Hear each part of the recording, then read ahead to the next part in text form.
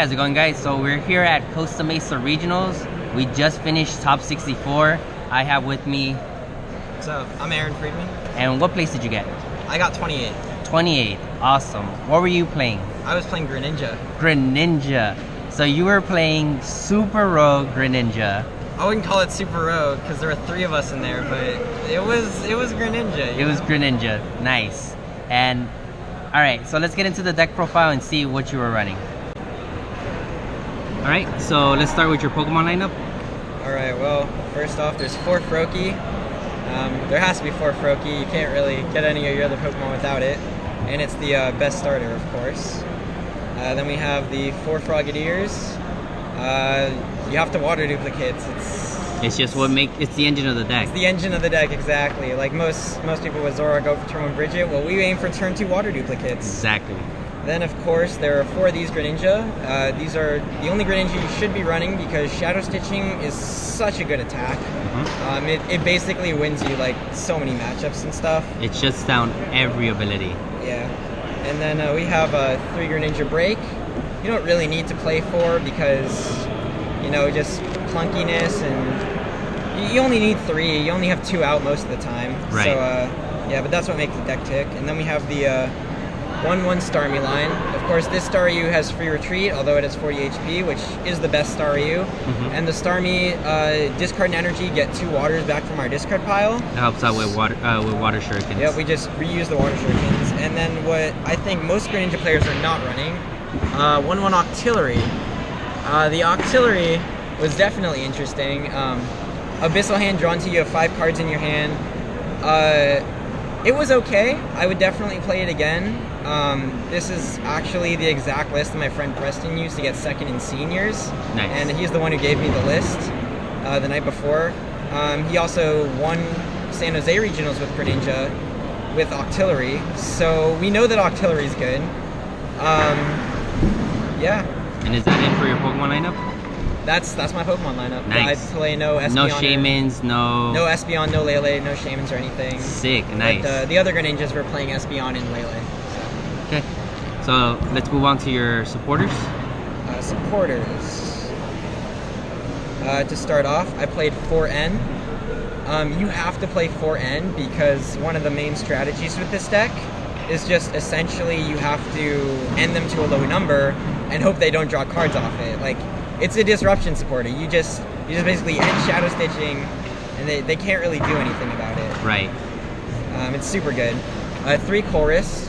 Chorus is really good.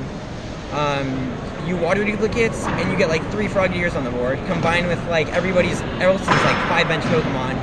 You're chorusing for like 7, 8 a bunch of the turns. I've chorused for 10 so many times. Nice. It's not the best supporter to start out with, but it is definitely a really good supporter. And last we have 2 Juniper. Just some more consistency, so that we don't just, start with a 4th Chorus, and that we don't play Cynthia because we figure that there's not many times that Juniper is going to discard, too many important resources. Like, I never really had an issue with discarding a bunch of things with Juniper because I could always get them back. Right. So Juniper was just a nice little supporter to have. Nice. And then last we have 1 Guzma. The Guzma was really good. It was just, nice to be able to end the game early, or if we had a Starmie or an Octillery, especially the Octillery stuck in the active, it was super nice just to switch. Right. Yeah, because Octillery is to retreat, so you can't attach and retreat back into a Greninja, so you have to either attach in preparation or just Guzma out of the active, which was fine. Guzma was a pretty good card. I used it quite a lot. Did you ever triple water shuriken? So then start Greninja, water shuriken, then retreat, water shuriken, then Guzma, water shuriken again?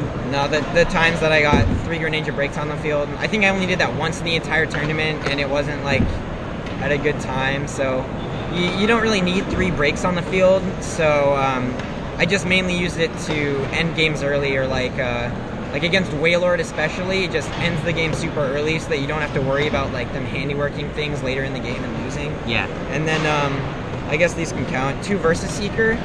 The Versus Seeker could, I guess, be replaced for other supporters, but we figured that we could use it as, a 5th N or a 2nd or 3rd Guzma. which was really good, actually. It was really nice just to know that Guzma wasn't... it was really nice just to know that, you know, you had more than one Guzma available and you had more than 4 ends available. Awesome. All right, and your items? Item cards, 4 Dive Ball. They get out everything in the deck for free. Free, yes. There's nothing that it doesn't get out, so you have to play 4. 2 Ultra Ball. Just more search, and it also gets out everything in the deck, but with the cost of discarding too. So we don't play level or repeat ball because those have weird costs that we don't really want to pay, but we're okay with discarding a few cards. It also helps in case we, you know, get on Artillery and then Abyssal Hand for a bunch of cards. Yeah. 3 Enhanced Hammer. I don't believe you should be playing less than 3. 3 is really good because it helps against the matchups. You need Disruption and stuff against, you know, Drampagarb, Lonzo, especially just Zoroark variants, and it's just good. Like, you can against Lonzo, if an Enhanced Hammer, Shadow Stitching, they have to find their DCEs. Things. Yeah, they have to find their DCEs under the ability lock. Yes. Yeah. So then we have 3 Choice Bands, and the reason we play these is because it's really good against Zoroark, first of all, because if you're using Shadow Stitching with Choice Band attached, you 3-shot Zoroarks without Giant Water Shurikens, so it helps with that. Also against like 200 HP Pokemon, Double Shuriken, Shadow Stitching kills the 200 HP Pokemon like Lycanroc, Glaceon. Yeah. And we play 3 because, you know, 2 just isn't enough. We need 3 for the Field Blower stuff and just to be able to get them all down when we want them. Nice. 2 Super Rod. Additionally, in Standard, people play like the 1 Super Rod, 1 Rescue Stretcher, but I've always played 2 Super Rod because it's just so powerful in getting back your energies. You know, if I decided to get out Artillery and not Starmie, I can bring back energies to keep using Giant Water Shuriken. I can bring back Pokemon in case I whiff Splash energies. Yeah. We play 1 Field Blower just in case. It's good for discarding random Float Stones so that they can't get stuff out of the active. It's really good against Drampagarb. You have to know when to use it against Drampagarb, of course, and play it at the right time. But the Field Blower is in there for insurance against just, you know, random things. It's a nice card to have. Yeah. And then, of course, our last item card is the A-Spec Computer Search. Just more consistency in general. And then stadiums. 4 Brooklet Hill. That's it. Just very standard for Greninja. Yep. Just get the basics out as soon as possible. You know. Yeah. And then finally we have your water count. Water energies. I play 5 water energies. The water energies, I play 5 instead of any other number because we figured that we couldn't go below 4, but more than 5 wasn't absolutely necessary because the Shurikens, discarding the energies can be brought back from Starmie, can be brought back from Super Rod, and we have Splash energies to attack as well. So the water energies, so 5 water energies is a perfectly fine number to be using in Expanded. Standard, I would either play 5 or 6, no more than that number, but 5 or 6 is probably the perfect number for Greninja. Nice. And then the last cards are Splash Energies.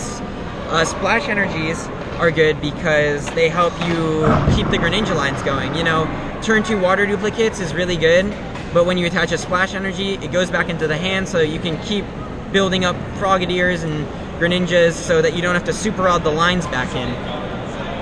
Yeah. Cool. Awesome. Sounds like the deck is a very consistent build, which is really good. I did not brick much. I bricked a lot more during day 2 than I did day 1. That's awesome. Definitely. Yeah. Cool. All right. So that's the deck list right there. All right, guys. So that was the deck profile right there. What were your thoughts going into day 2? Like, you saw the meta around you building up.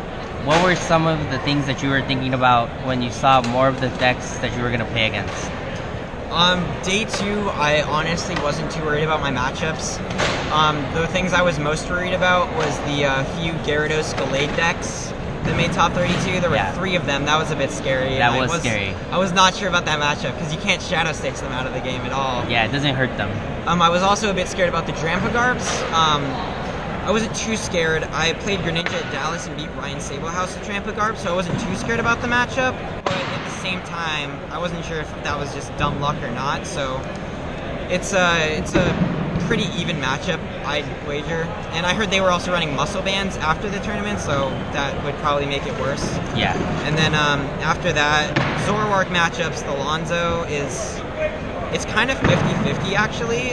They have to just be able to make their deck to a point where everything in their deck is a card that they want to have, and just get rid of all the useless cards with Trade and Battle Compressor. A lot of my opponents with Zoroark went Battle Compressor discarding their choice bands. And like if they can get 4 Zoroark out like turn 2, it's really hard because they can catch just up. Yeah. But it's still totally winnable.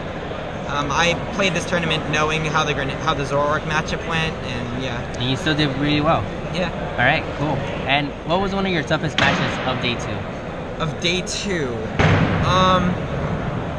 honestly, I didn't really have a tough match. I would probably have to say the Sylveon I played in the last round that I lost to was tough because the kid playing Sylveon, he was a very good Sylveon player. He had been playing Sylveon for a while, and he knew all of his matchups inside and out. I just knew how to be bad at Sylveon players. Damn.